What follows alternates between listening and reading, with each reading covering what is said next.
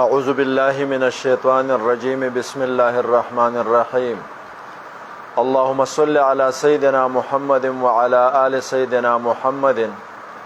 افضل صلواتك بعدد معلوماتك وبارك وصل وسلم عليه.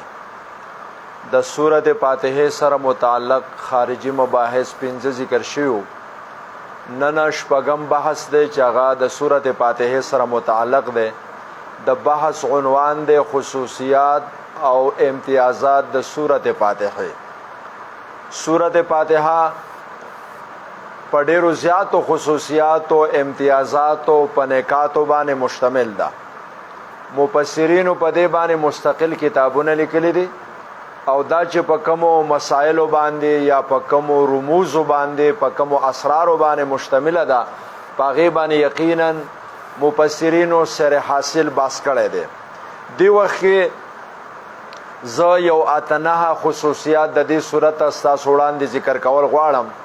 اول خصوصیت د دې صورت دا دی چې دا د ټول قرآن دپاره اجمال دی او د ټول قرآن دپاره متن دی. څنګه چې پرون په دې باندې خبره شوې وه چې څومره علومو باندې چې دا قرآن مشتمل دی په هغې باندې په طریقې د اجمال سره سورت فاتحه مشتمله ده. نو یو خصوصیت د دې دا دی.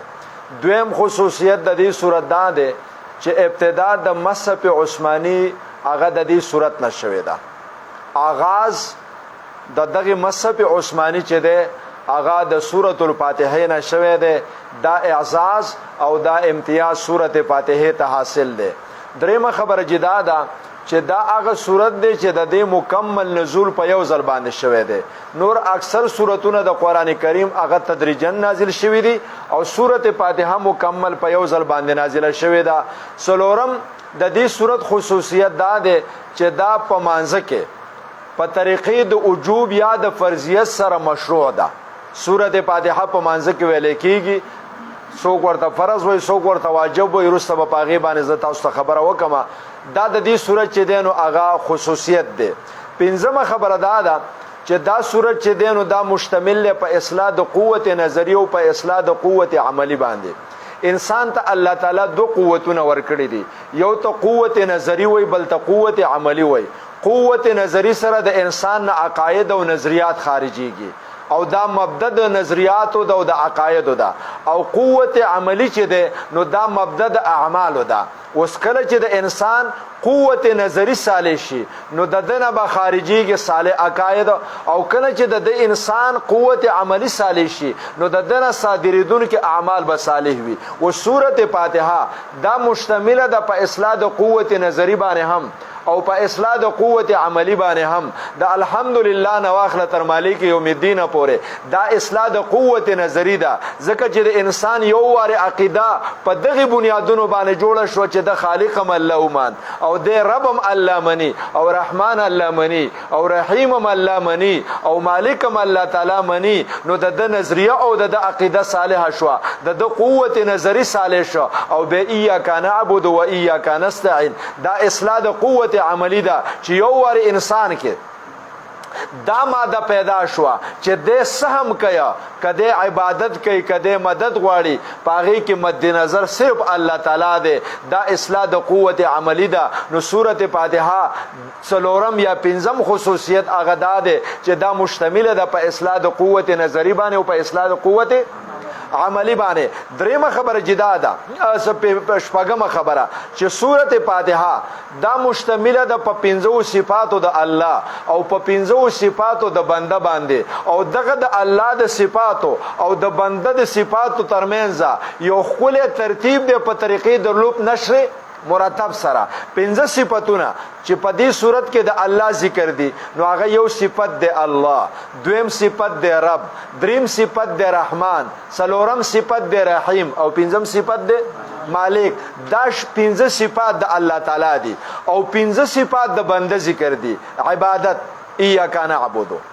دا د بنده صفت دی. طلب الاستعانت د الله نه مدد طلبول ایاک نستعین دا د بنده صفت دی. طلب الاستقامت د نیغې لارې طلب کول اهدنا الصراط المستقیم دا د بنده صفت دی طلب النعمت د الله نه نعمت طلبول چې الله د منعم علیهم په لار باندې منګ روان کې دا د بنده صفت دی استعاذه من الغضب والضلال الله تعالی د غضب او د ضلالت نه محفوظ کو د دین هم اوساته او د دین پناه راکا دا د چا صفت دی جی دا د بنده صفت دی نو 15 صفات د الله او 15 صفات د بنده تعلق پمنس کې دا دی چې الته د الله ذکر وشو دلته د عبادت ذکر وشو نو د عبادت تعلق د الله سره دی ځکه الله معبود دی نو د معبود د پاره عابد پکاري نو عابد انسان شو نو دلته انسان عابد شي الته الله سره شي معبود شو او الته کې د الله صفت دی رب العالمین چې الله رب العالمین دی په هر اړخ کې په هر مرحله کې د ژوند کې د انسان سره مدد هم کیا او د انسان تربیت هم کیا نو دلته وی ایاک نستعين دا طلب د استعانت د الله د صفت د ربوبیت سره لګي چې په الله کې ربوبیت شته ځکه موږ په مدد د چانه غواړو د الله تعالی نه غواړو او به الته کې بل صفت ذکر کړه د رحمان چې الله تعالی رحمان دی نو ظاهره خبره ده چې رحمان هغه ذات وي چې هغه خلق پنی غلار باندې رواني چې الله کې د رحمانیت صفت شته ده نو موږ استقامت د چانه غواړو د الله نه غواړو نو دلته د انسان په صفاتو کې ذکر ک طلب الاستقامت اهدنا الصراط المستقیم او الته ذکر ک د الله صفت د رحیم چې الله په قیامت کې مهربانه دی او چې کله الله تعالی په قیامت کې مهربانه دی نو به د الله نه منګه توقع د یو عظیم نعمت اخروی لرو دنیا کې نعمتونه د الله غډیر دي او د الله غټ نعمت چې دی هغه د آخرت دی چې جنت راکې او د جهنم نه بچ کی نو لہذا چې کله الله کې صفت د رحیم دی نو دلته ذکر کا صراط الذین انعمت علیهم طلب د نعمت د انسان صفت ځکه چې رحیم دا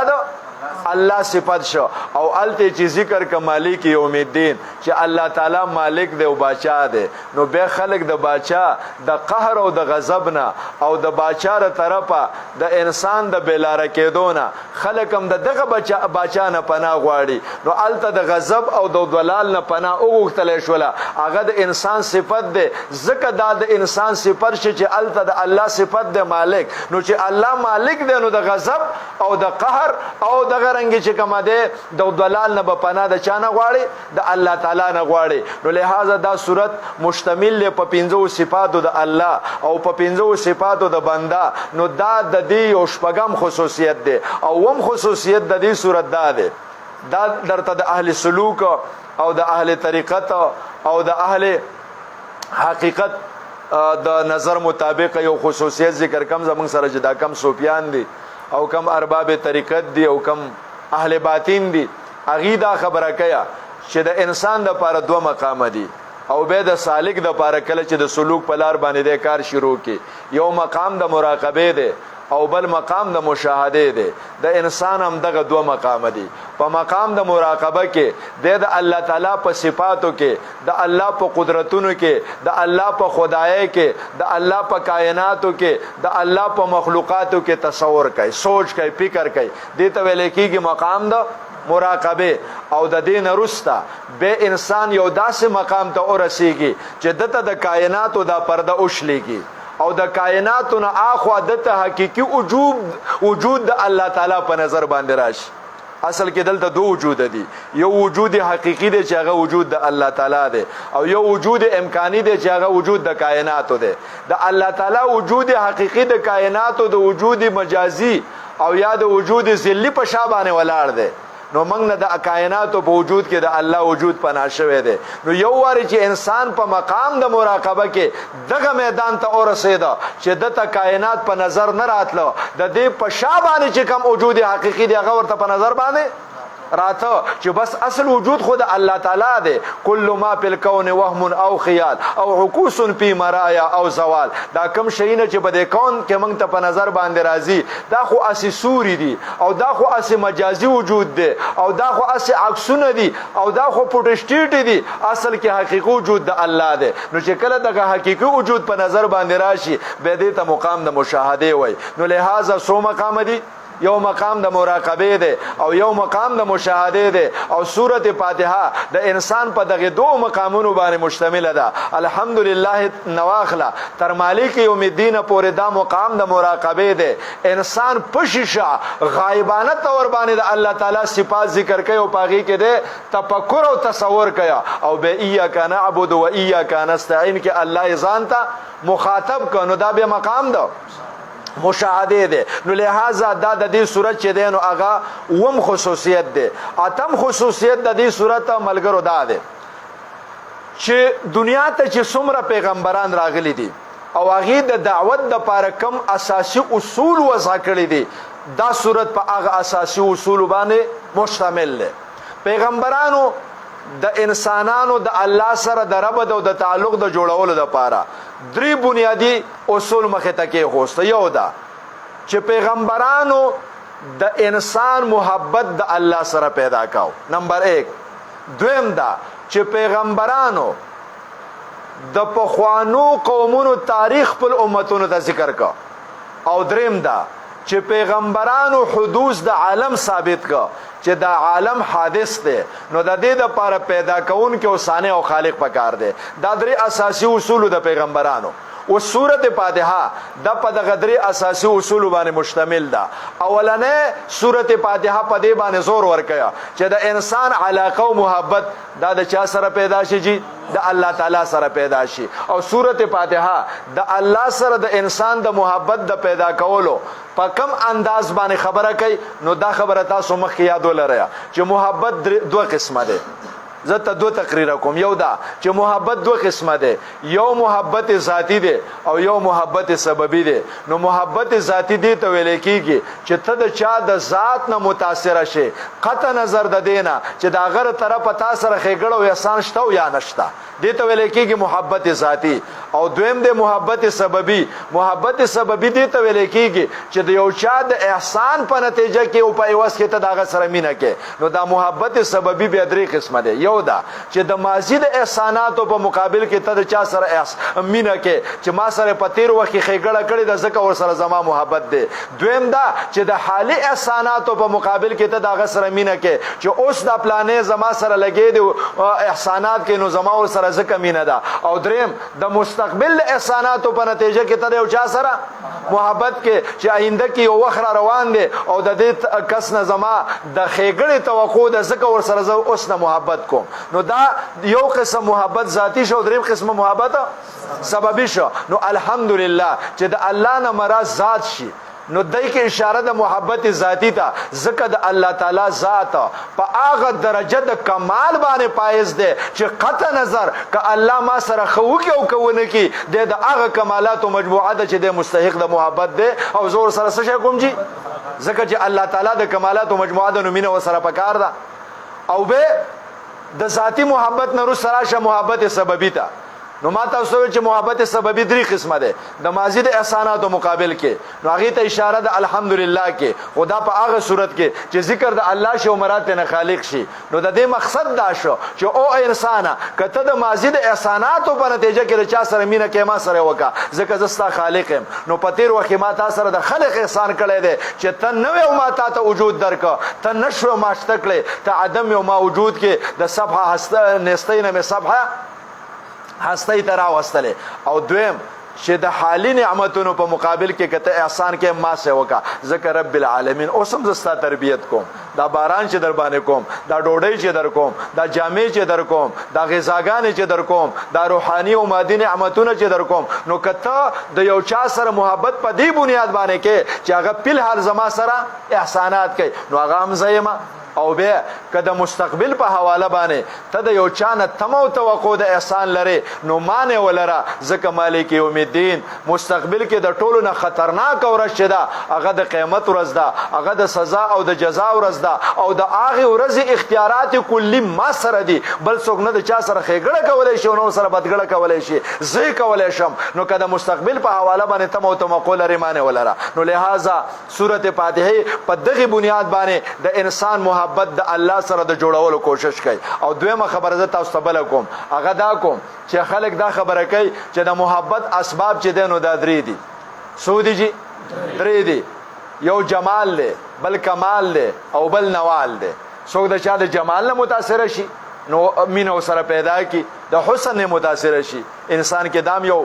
ماده پرته ده چې د حسن نه متاثر کیږي دویم شی کمال دی یو چا کې کمال دی داغه د کمال نه یو سړی متاثر شي به پلانی سره مې محبت دی کمالی سړی د سخاوت پکې دی بادری پکې ده صبر پکې دی اخلاق خولي دي سیرت او صورت بهر کې دې ته ویل کېږي کمال او دریم شی څه شی دی جی نوال ورکول ته ویل کېږي پلانې مال سره کوي زما سره محبت دی نو الحمدلله کې د اول قسم ته اشاره شو چې د الله تعالی ذات چې دی هغه د جمال مرکز دی نو کته د ذات د جمال په بنیاد باندې د چا سره مینه کې الله وي ما سره وکا دغه رنګه کته د کمال په بنیاد مینه کې نو دا ټول صفات چې رسته ذکر کیږي دا څه شی دي چې د الله صفات کمالی دي نو دا کمالی صفات بال چا کې نشته ما کې دي ما سره مینه وکا او کته د نوال په بنیاد باندې مینه کې چې مال څوک سره کوي نو زه به سره مینه کوم نو به ما سره مینه وکا ځکه نوالم په ما کې دی رب العالمین نو دا تربیه ز شستا کوم خو صد له در کوم کنه نو نوال په ما کې دی کمال په ما کې دی او جمال او به مینه بل چا سره کې د بل چا سره به کې نو شاه منصور بابا به وي نو کر به زما یو خرب در صلاح خان ساتي دا کېدل شي نو دا ټول خبره په ما کې دي نو به د بل چا سره محبت ولې کې نو سورته فاتحه په دغه انداز باندې د الله تعالی محبت هغه ثابت ک چې د انسان د لپاره پکار ده چې د الله سره محبت وکړي او دویمه خبره ما تاسو وکړه چې پیغمبرانو قومونو ته خبره کړې ده په حدوث د عالم باندې چې عالم حادث ده نو د دې لپاره سانه شته او د عالم حدوث ته په دې صورت کې اشاره ده پر رب العالمین کې چې الله تعالی رب د عالم ده رب العالمین الله تعالی رب د عالم ده نو چې الله رب شو نو عالم مربوب شو او مربوب حادثي نو عالم حادث او چې عالم حادث شو نو د دې لپاره به د خالق او د صانع ضرورت ده نو په دغه اساس سره حدوث د عالم هم ثابت شو او دریمه خبره ما تاسو کړې و چې پیغمبرانو د قومونو په وړاندې د خپل امتونو په وړاندې د 13 قومونو تاریخ وکې خودو نو سورته فاتحه هم د 13 قومونو تاریخ مخې تکدي صراط الذين انعمت عليهم غير المغضوب عليهم چې د 13 قومونو تاریخ داو چې څوک مغضوب عليهم ګرځولې شوی دي او څوک منعم علیهم ګرځولې شوی دي موسی او داغي ملګرو ته نجات ملاويږي او د فرعون او داغه ملګری تبا کیږي ابراهیم او داغه ملګرو ته نجات ملاويږي نمرود او داغه ملګری تبا کیږي نو بهر کې درې خبرې د ټولو پیغمبرانو د دعوت اساس او بنیاد او هغه درو خبرو باندې سورته فاتحه مشتمل ده نو دا د دې سورته فاتحه خصوصیت ده او دا د دې کمال ده او دا د دې امتیاز ده دین علاوه بلا خصوصیات او امتیازات د دې سورته نور هم دي خو ما اجمالی او ساسو په وړاندې باندې ذکر کړل نو دا بحث د خصوصیات او د امتیازات او د دې سورته متعلق ختم شو وم بحث ده هغه د مسائل فقهیه ده د دې صورت سره څلور فقهي مسائل هغه چې کومه ده متعلق دي اولنۍ مسله د دې د ابتدایت د په امر ذیشان باندې حدیث شریف کې راځي چې امر هر کار چې محتم بشان ده داغي شروع د الحمدلله نه پکار دا ورنه هغه کار بسويږي لنډه بوچه به برکت وای نو لہذا د دینه دا ثابت شولا چې د هر محتم بشان کار شروع چې دا د الحمدلله نه پکار ده اگر چې یو حدیث کې د بسم الله ذکر راغلی دی التبه به تسمیه کې باغی باندې خبره کو نو یو مسله د دې صورت سره دا متعلق ده دویمه مسله د دې صورت او د سورته فاتحه شرعي حیثیت په مانزه کې څه ده نو په دې باره کې امام شافعي رحمه الله او سنور ائمه د مذاهبو داغي قول داده چې سورته فاتحه لوستل په مانزه کې دا فرض دی او داغي دلیل دو احادیث دي یو حدیث د عباده بن صامت دی چې نبی له صلوات و سلام فرمایلی دي چې لا صلات الا بفاتحه الكتاب او دویم حدیث داغي د ابو هريره رضی الله تعالی عنہ دی چې نبی له صلوات و سلام فرمایلی دي من صلى صلاه لم يقرأ فيها بام القران فهي حداج چا چې منځو کو پاغي کې ام القرآن ونل وصلا دا غمون ناقص ده د دې دو احادیثو په بنیاد باندې د فرضیت د فاتحه ثابتې په مانزه کې چې په مانزه کې سورته فاتحه فرض ده امام ابو حنیفه رحمه الله فرمایي چې په مانزه کې په مقدار د یو آیات یا د دریو آیاتونو قرات فرض ده او خصوصیت د سورته فاتحه چې ده نو دا واجب ده د امام ابو حنیفه لپاره دلیل د قرآن هغه آیات د فقره او ما تيسره الته کې حکم شوه دی په مطلق قرات باندې د فاتحه خصوصیت په آیات کې نشتا. اوس کده دغه حدیث د وجنا کم چې د عباده بن صامت حدیث دی یا چې کم د ابو رسب حدیث دی کدا غي د وجنا منګه فاتحه په مانځ کې فرض کو نو دا تقید د مطلق د کتاب الله راغه 50 سره جی په خبر واحد سره او دا زیادت دی په کتاب الله باندې او زیادت په کتاب الله باندې په خبر واحد سره جایزه نه ده. نو د دې وجنا احناف دا وایي چې د خبر واحد خپل مقام دی او د قران خپل مقام دی. قران قطعی دی هغه فرضیت ثابت دی او خبر واحد ظنی دی نو هغه وجوب ثابت دی. نو د قران نه د قرات د مطلق قران لوستل فرضیت ثابت شو او د حدیث نه د سوره فاتحه سره ثابت شو وجوب ثابت شو ځکه چې د فرض د فاره قطعی دلیل پکار دی. منګه د دلایل تقسیم چې کوو تاسو ویلي دي کنه چې منګه څلور اقسام ته تقسیمو قطعی ثبوت قطعی دلالت چې ثبوت هم قطعی وي او دلالت په دغه مراد باندې او په دغه مدعا باندې هم قطعی وي لکه د قران آیات دی یا حدیث متواتر دی نو دا قطعی ثبوت دی او دلالت په خپل مدعا باندې واضح وي نو دا قطعی دلالت دی. او دویم قطعی ثبوت خو ظنی دلالت چې ثبوت قطعی دی خو دلالت په مدعا باندې دا ظنی دی. او دریم چې دی ظنی ثبوت قطعی دلالت چې ثبوت خو ظنی دی خبر واحد دی خو په دا کومه مدعا چې د من ثابتو په هغه باندې دلیل دلالت قطعی دی احتمال د محمل اخر پکې نشتا. او څلورم ظنی ثبوت او ظنی دلالت چې ثبوت هم ظنی دی احتمال پکې شته دی او دلالت په خپل مدعا باندې هم ظنی دی د نور او محامل احتمال پکې هم شته دی. نو په دې اول قسم فرضیت ثابتېږي په دې دویم قسم وجوب ثابتېږي په دې دریم قسم سنتیت ثابتېږي او په دې دریم قسم باندې استحباب ثابتېږي. نو لہذا د حدیث نه ثابت شو وجوب او د قران نه ثابت شو فرضیت. نو لہذا سورۃ فاتحه په مانځ کې زمنګ د احناف په نسبت واجب ده. او دویم احناف دا جواب هم کوي چې په دغه حدیث کې دا ټکی راغلی دی چې لا صلات الا بفاتحه الكتاب نو دلته لا د پاره د نفع د کمال دی او لا برای نفع د کمال دا په احادیثو کې ډیر زیات راغلی دی. لا صلات لجار المسجد الا بلا مسجد لا يؤمن احدكم حتى اكون احب اليه من والده وولده والناس اجمعين دا بلا زینو کې لا برای نه په نو لا سر ارزه کې نه په د مطلق فعل نه بلکې کله نه په د کمال وي نو دلته نه په د کمال شولا چې سورته فاتحه په کم مانځ کې ونه لوستل شولا نو کمال ختم شو خو نفس صلات څه شي دی باقی دی. نو ثمره مرتبه د اختلاف په امام شافعي سے بو د امام سے په منځ کې چې کوم اختلاف دی په غي ثمره مرتبه ده چې یو سړي سورته فاتحه مانځ کې ونه لوستل نو د امام شافعي سے په نسبانه مون وداش او د احناف په نسبانه مون وشو خو د تاریخ د واجب ده نو د سجل سو په خبره پوش نو دا په ثمره مرتبه ده. دویمه مسله چې کومه دریمه مسله چې کومه فقې د دې سورته سره متعلق ده غدا ده چې په مانځ کې په څومره رکعاتونو کې د سورته فاتحه ویل چې دینو دا مشروع دي. نو په دې باره کې د امام زوفر رحمه الله او د امام حسن بصری رحمه الله مسلک دا دی چې په یو رکعت کې د سورته فاتحه ویل پکار دي په باقی رکعاتونو کې ویل پکار نه دي. او دا غي دلیل دا دی چې قران کریم کې امر شوی دی فقره او ما تيسر من القرآن او امر تقاضا تکرار نه کیا نو چې تقاضا تکرار نه کوي او دغه قرات نه منګه د سورته فاتحه قرات اخلو به خاص کر د امام شافعي سے په مسلک باندې نو لہذا یو ځل سورته فاتحه لوستل پکار دي صرف په یو رکعت کې دا دغه مسلک دی. امام مالک رحمه الله فرمایي چې په درې رکعاتونو د مانځ کې سورته فاتحه لوستل پکار دي ځکه چې پکار خدا د چې په ټولو رکعاتونو کې ولولو کله چې مونږ رباعي وي خو چې په درې رکعاتونو کې د اولو سره نو دا اکثر دی او اکثر لره حکم نه کول دی نو په دغه اساس باندې پدری رکعاتونو کې لوسل چې کوم دي نو دا کافی دي. او امام شافعي رحمه الله فرمایي چې په سلور واړو رکعاتونو د مانځ کې سورته فاتحه لوسل دا فرض دي. صرف دومره خبره ده چې په اول دو رکعاتونو کې ورسره زم د سورت مستحب دي او په وروستنو دو رکعاتونو کې ورسره زم د سورت نشته ده. د احناف مسلک دا ده چې په اول دو رکعاتونو کې مطلق قرات چې ده د فرض ده په مقدار د یو آیات یا د دریو آیاتونو باندې او خصوصیت د سورته فاتحه واجب ده په اول دو رکعاتونو کې. پرست دو رکعاتونو کې قرات یا فاتحه په طریقې د خصوص سره دا واجب نه ده. دا مسله ختم شوله. سلورمه مسله چې هغه فقهي مسله ده او د دې سورته او د فاتحه سره متعلق ده هغه ده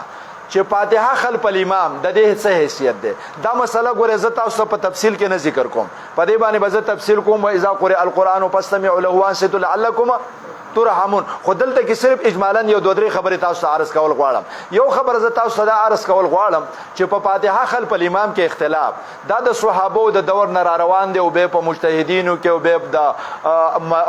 د مذاهب په ائمو کې دا اختلاف د هغه وخت نه راچلیدلې دی. نو دا مسله اجتهادي ده، دا مسله فرعي ده، دا مسله د دلایلو ده، دا مسله د عقیدې نه ده. نو لہذا په دې باندې به دیو بل کافر کولو نه ځان ساتي ښه. اسنه چې ساده کوپر په دغه کې چې کومه ده چرته صحابه راشي او یا مجتهدین راشي. یو خبره دا یاد کړئ. دویمه خبره چې دا یاد کړئ چې د فاتحه خلف الامام کې چې کم اختلاف دی د دین نوعیت د نورو مسایلو د صلات نه جدا دی. صلات کې چې نوري څومره اختلافي مسائل دي، مثلا مسله د امین بالجهر، مثلا مسله د رفع الیدین، اکی اختلاف د اولا او د غیر اولا دی چې دا غوړه دی او دا غوړه نه دی. لیکن د فاتحه خلف الامام چې کوم اختلاف دی دا د جواز او د عدم جواز دی. امام شافعی سے وایي چې بغیر د دینه مول نه کېږي، او امام ابو حنیفه وایي چې سورۃ فاتحه د اول وسله ناروا دی وکړه. نو دا د جواز او د عدم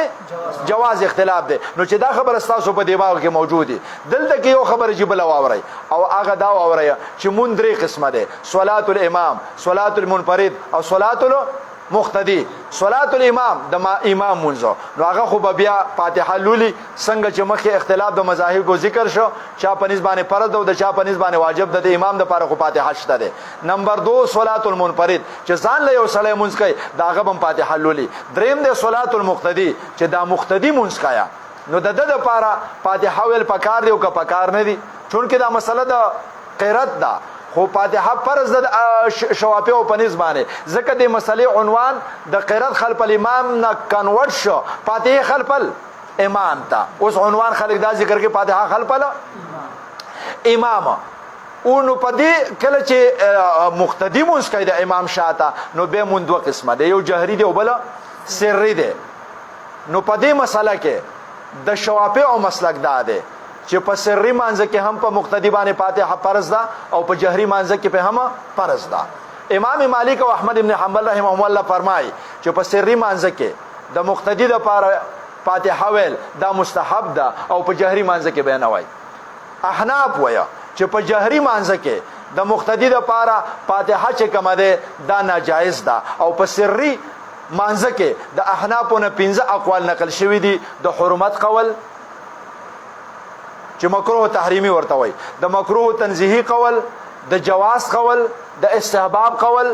دا اقوال دا د احنافونو منقول دي. خو غوره او راجح قول د احنافو دغل تم د کراهت دی. نو لہذا د احنافو عمومي مسلک دا شو چې په جهري مانځ کې به هم خلف الامام نه وای او په سری مانځ کې به هم مقتدی خلف الامام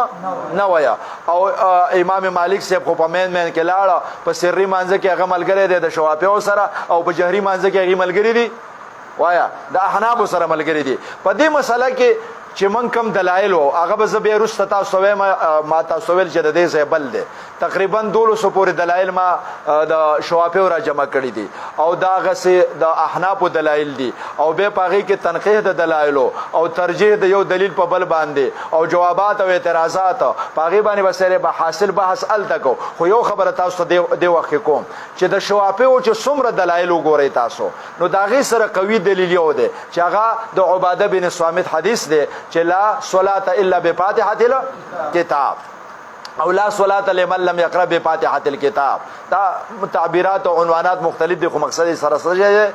دا د دې د پاره چې کم دی قوي دلیل او قوي دلیل دکې دی چې دا حدیث بخاری نقل کړی دی. نو صحیح دی، جرح په چانه دا کړی په سند باندې هم او په متن باندې هم د استراب نه پاک حدیث دی. نو دا حدیث قوي دلیل دی دا شوافیو د پاره. بل طرف ته د احنافو د پاره ډیر دلایل دي، خو د احنافو په دلایلو کې د ټولو نه قوي دلیل کم دی. و اذا قرئ القرآن فاستمعوا له وانصتوا لعلكم ترحمون. د دغه آیات نه احناف د خپل مدعات دواړه جزونه ثابتای. د فاستمعون د ترک د قرات خلف الامام ثابتای په جهري مانځ کې، ځکه استماع بکله کې چې کله قرات لوستل کېږي، نو معنا کله چې امام قرات ولې مون جوهری دی غوږ ورته کې د چپشه